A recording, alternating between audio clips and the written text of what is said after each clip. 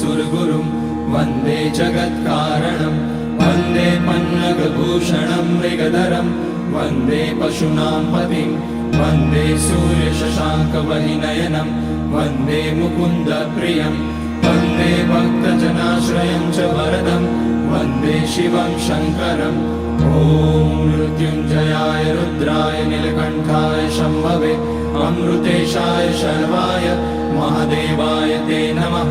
नमस्तेस्तु भगवन् विश्वेश्वराय महादेवाय त्र्यम्बकाय त्रिपुरान्तकाय त्रिकाग्निकालाय कालाग्निरुद्राय नीलकण्ठाय मृत्युञ्जयाय सर्वेश्वराय सदाशिवाय श्रीमान् महादेवाय नमः। ॐ नमः शम्भवाय च मयोभवाय च नमः शङ्कराय च मयस्कराय च नमः शिवाय च शिवतराय च ॐ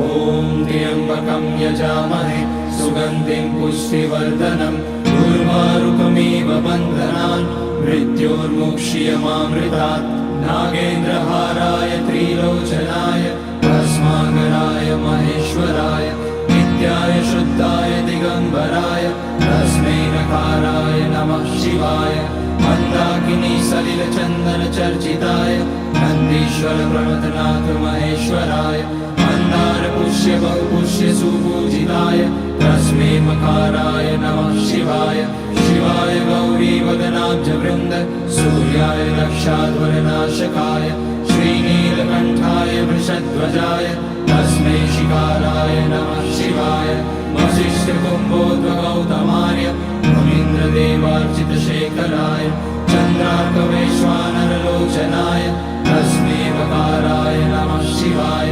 यज्ञस्वरूपाय जटाधराय पिनाकहस्ताय सनातनाय दिव्याय देवाय दिगम्बराय तस्मै यकाराय नमः शिवाय पञ्चाक्षरमिदं पुण्यं यः पठेत शिवसन्निधौ शिवलोकमवाप्नोति शिवेन सह मोदते।